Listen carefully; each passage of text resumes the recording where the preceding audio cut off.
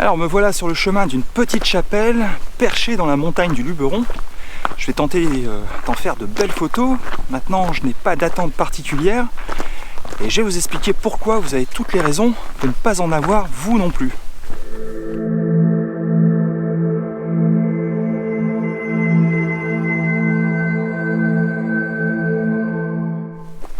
Alors si je vous en parle aujourd'hui, c'est parce que je me suis rendu compte qu'une grande partie de mes déceptions et de mes frustrations provenaient en fait des attentes que j'avais avant de faire les photos. Alors les attentes, vous savez, ce sont ces images que l'on rêve de faire, très souvent dans des conditions idéales, quelles qu'elles soient, hein. Ça c'est selon vos goûts, mais qui en fait se produisent très rarement. Parce que, eh bien, malheureusement, on ne peut pas toujours être au bon endroit, au bon moment. Donc, cela génère des déceptions et de l'insatisfaction. Imaginez, moi je me souviens une fois, j'étais dans les Dolomites et je rêvais d'avoir une très belle lumière et en fin de compte j'ai eu beaucoup de nuages et le résultat c'est que je n'ai pas fait les photos que je voulais. Mais ça c'est pas le pire. Le pire pour moi c'est que j'ai raté énormément de photos que j'aurais pu faire. Oups. Et que je n'ai pas fait et que je ne referai et que je ne pourrai jamais certainement refaire. Donc j'ai décidé de changer. Oui, j'ai décidé de changer d'état d'esprit parce que je me suis retrouvé dans une situation totalement ridicule. Imaginez que je me trouvais dans un endroit magnifique, magique, et que pourtant j'étais déçu. Alors j'avais fait beaucoup d'efforts pour y arriver, j'avais passé beaucoup de temps, dépensé de l'argent aussi. Et le résultat, c'est que j'étais déçu. Et là, j'ai trouvé ça vraiment un comble. Donc ce jour-là, je me suis dit que je faisais fausse route et que ces attentes étaient plus nuisibles que bénéfiques à ma photographie. Donc, depuis ce jour-là, même si je ne fais pas de belles photos, c'est pas grave, parce que je sais que la photographie va m'apporter beaucoup d'autres choses qui me seront très profitables. Et c'est de cela dont je veux vous parler aujourd'hui, parce que je suis sûr qu'elles vous profiteront à vous aussi. Alors avoir des attentes, c'est inévitable. Même aujourd'hui, vous voyez, j'ai encore des attentes, même si je les ai rangées dans un coin de ma tête, vraiment assez loin. Mais on ne peut pas faire autrement, en tout cas moi, j'ai beaucoup de difficultés à m'en empêcher. Et quand on est déçu, quand on a malgré tout des attentes qui ne sont pas satisfaites, la première chose à faire et la meilleure chose à faire pour moi, c'est de l'accepter. Il faut lâcher prise par rapport à ça, parce que sinon vous n'allez plus voir le potentiel de la scène, et donc vous ferez un peu comme moi dans les Dolomites, vous vous priverez de certaines photos, et ce sont souvent, par expérience je vous parle, ce sont souvent de très belles photos, et ce sont aussi souvent les photos que je préfère après coup. Donc il faut vraiment faire en sorte de ne pas avoir d'attente. Ça permet justement de ne pas être déçu. Vous voyez, il n'est pas rare que lorsque je m'aperçois que ce que j'ai en tête ne fonctionnera pas, parce que j'ai des attentes trop élevées, eh bien je décide de ranger l'appareil dans mon sac et de profiter de tout ce que m'apporte la photographie d'une autre manière. Ah oui, ça y est, on arrive à la chapelle de l'Ermitage. C'est cette chapelle qui est là, derrière. Alors, on verra bien ce que ça va donner, le ciel est dégagé. Moi j'avais en tête justement un peu plus de nuages, vous voyez. Je vous parlais des attentes, et c'était celle-ci. Je ferai certainement des photos, peut-être même des belles photos, mais peu importe. Je vais continuer un petit peu. Je vais dépasser la chapelle, je vais aller voir un petit peu ce qu'il y a derrière. Peut-être qu'il y a des vues un peu plus belles, un peu plus intéressantes, je sais pas. On va aller explorer les environs. Alors voilà, le soleil a prévu de se coucher dans à peu près une demi-heure, donc ça me laisse le temps d'explorer un peu les environs. J'ai dépassé la chapelle. On va voir si elle est aussi jolie côté pile que côté face. J'ai déjà repéré une belle composition un peu plus en avant. Et je vais en profiter pour vous expliquer moi ce que m'apporte la photographie de paysage en dehors de la photographie pure. Et la première chose à laquelle je pense, eh bien, c'est la connexion à la nature. Personnellement, moi j'en ai vitalement besoin. C'est un besoin presque primaire, j'ai besoin de m'immerger dans la nature, dans le vert. Voilà, de respirer les parfums qu'elle m'offre. Et je suis toujours effaré de voir comment les êtres humains ont réussi à s'agglutiner aux mêmes endroits, dans les mêmes grandes villes, avec toutes les nuisances que ça peut générer. Et donc, je pense que se connecter ou se reconnecter à la nature, parce que beaucoup de personnes éprouvent un mal-être, mais ne se rendent pas forcément compte pourquoi ils ne se sentent pas bien. Moi j'ai une explication, c'est que beaucoup ont perdu ce contact avec la nature. Et d'ailleurs c'est très sérieux. Un pays comme le Japon, qui est réputé pour ses cadences de travail assez très élevées même, ont étudié tout ça scientifiquement. Je pense au professeur Miyazaki, qui a étudié en fait les effets bénéfiques de la nature sur le corps humain et l'esprit humain, notamment en termes d'apaisement du stress, des tensions nerveuses, mais aussi des facultés cognitives de l'esprit. Et ça, je trouve ça super intéressant.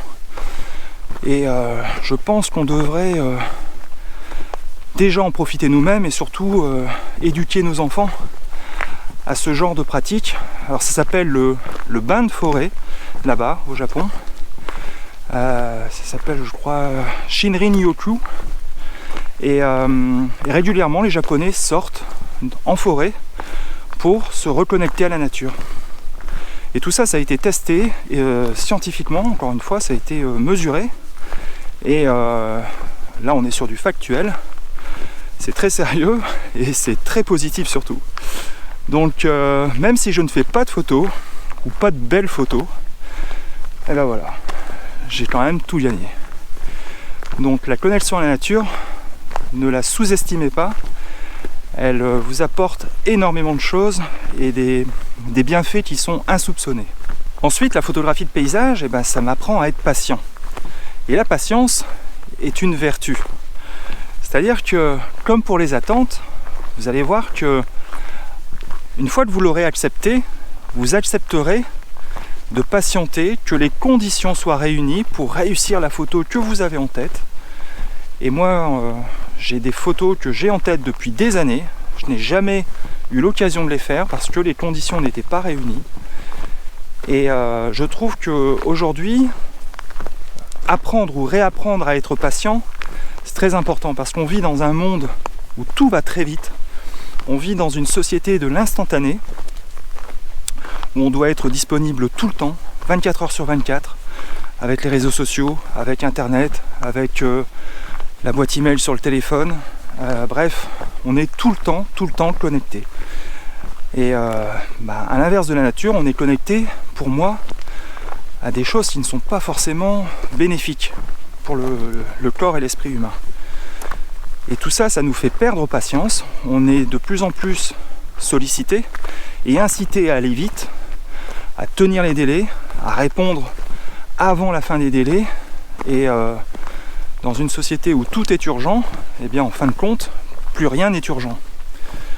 Donc, apprendre à patienter, à attendre le bon moment, ça apaise aussi les tensions, ça vous fait prendre conscience de certaines choses, ça vous apprend à observer, à être à l'affût de certaines choses. Et en fin de compte, beaucoup de frustrations naissent de notre incapacité à être tout le temps disponible.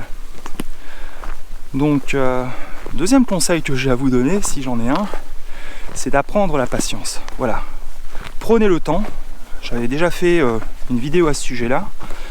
Le temps est un élément clé dans l'apprentissage. Faut pas vouloir brûler les étapes, faut pas vouloir aller trop vite. Chaque chose en son temps, mais il faut l'accepter, encore une fois, ça prend du temps, c'est un processus. Et plus vous serez en phase avec ça, et moins vous générerez de frustration, d'insatisfaction, et plus vous avancerez sur votre chemin créatif.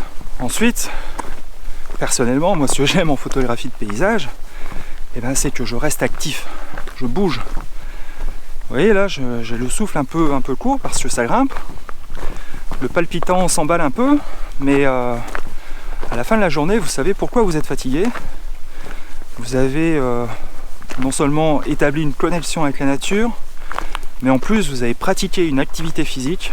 Vous êtes dans une bonne dynamique, et sans même faire de photos, vous ne rentrez pas les mains vides, puisque comme un pêcheur qui revient de la pêche, vous ne rentrez pas bredouille, puisque vous avez pris soin de vous, vous avez fait du bien à votre corps, et votre corps vous le rendra plus tard. Bon, je pense que je m'éloigne un peu trop de la chapelle, qui, il faut le rappeler, est mon objectif initial, hein, c'est le sujet de ma photo. Donc, même si c'est magnifique ici, encore une fois, je parle et je m'éloigne un peu, je m'égare. Je vois que le soleil est en train de descendre sur l'horizon, mais ça va, j'ai encore un peu de temps devant moi. Donc, ce que je vais faire, c'est que je vais me diriger de retour vers la chapelle et on va essayer de trouver un coin sympa pour planter mon trépied. Voilà, je profite d'être sur le chemin qui me ramène à la chapelle pour vous parler d'une chose extrêmement importante, enfin en tout cas que moi je trouve très importante et que j'apprécie beaucoup en photographie. C'est de me rapprocher d'une communauté, de rejoindre des personnes qui ont le même état d'esprit que moi, de rencontrer des nouvelles personnes, de partager des expériences avec des passionnés, avec des amateurs, avec des débutants, avec voilà, toutes ces personnes qui ont les mêmes goûts que moi et donc que vous. Et je trouve ça tellement enrichissant de partager tout ça. Ça donne lieu à des discussions parfois interminables. J'ai des souvenirs mémorables de ça, de soirées à discuter de choses et d'autres autour de la photographie, hein. Vous voyez, cette même passion qui rassemble en fait beaucoup de monde, toujours dans un état d'esprit bienveillant, ça c'est très important. Et voilà, donc faire de la photographie, ça vous permet de rencontrer des gens, de vous rapprocher d'un groupe. Et je trouve que c'est aussi, surtout quand on débute, très important de savoir qu'on n'est pas seul et qu'il y a d'autres personnes qui sont dans le même cas que vous. Ça peut être très intéressant d'ailleurs de rencontrer d'autres débutants pour progresser ensemble sur le même chemin, ou alors de rencontrer des photographes plus expérimentés, c'est ce que je vous disais dans une vidéo précédente, qui vont vous aider, qui vont vous tirer vers le haut. Et je peux vous assurer que ça c'est un facteur de croissance extraordinaire. Donc n'hésitez pas d'ailleurs à me solliciter si vous en éprouvez le besoin, envoyez-moi des mails, ça marche très bien, dites-le moi dans les commentaires de cette vidéo, sous l'article du blog, enfin voilà, c'est pas les moyens qui manquent, je réponds à tout le monde, donc n'hésitez pas, si vous avez besoin de quelque chose, je ferai de mon mieux pour vous répondre.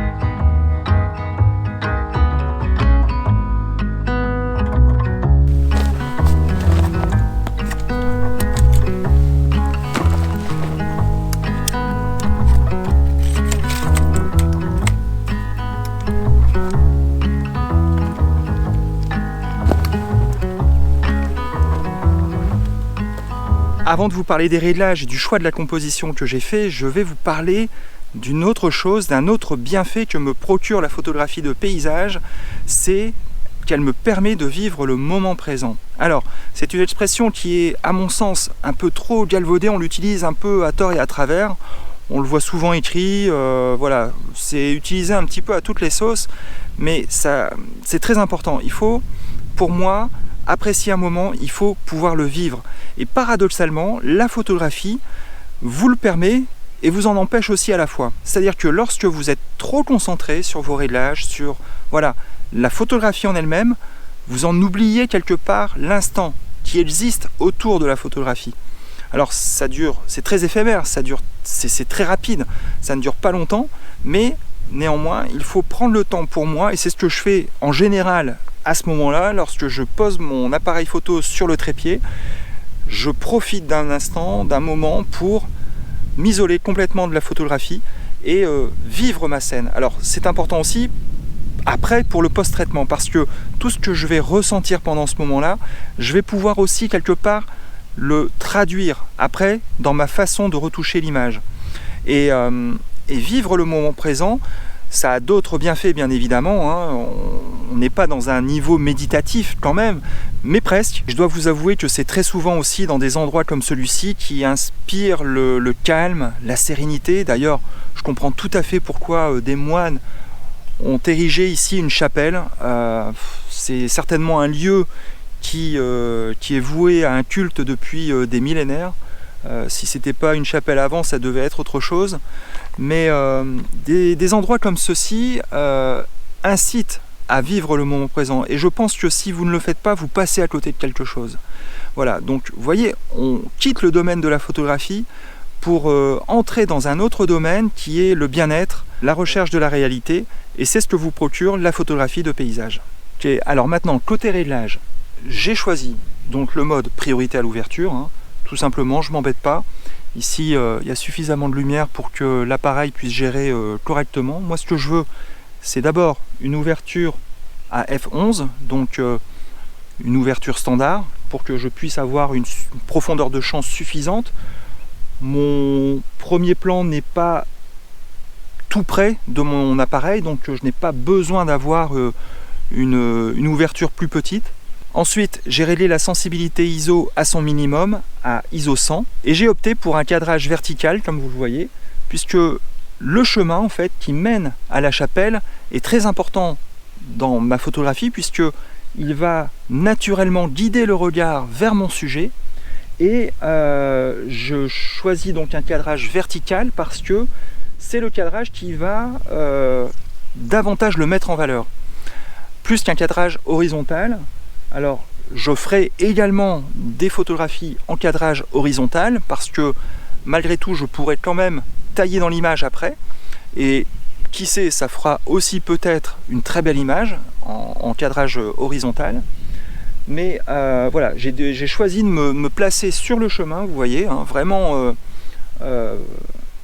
quasiment au centre du chemin pour pouvoir avoir une très belle perspective des lignes directrices qui mène le regard vers mon sujet, la chapelle, cette magnifique chapelle moyenâgeuse, et je suis certain que je reviendrai ici à d'autres occasions.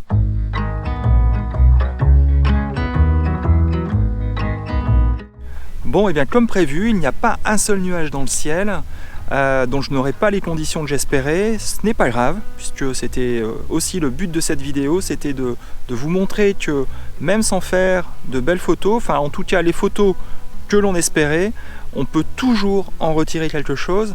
Et je vais d'ailleurs vous laisser ici, je vais vous quitter puisque j'ai encore quelques photos à faire que j'aimerais surtout ne pas rater.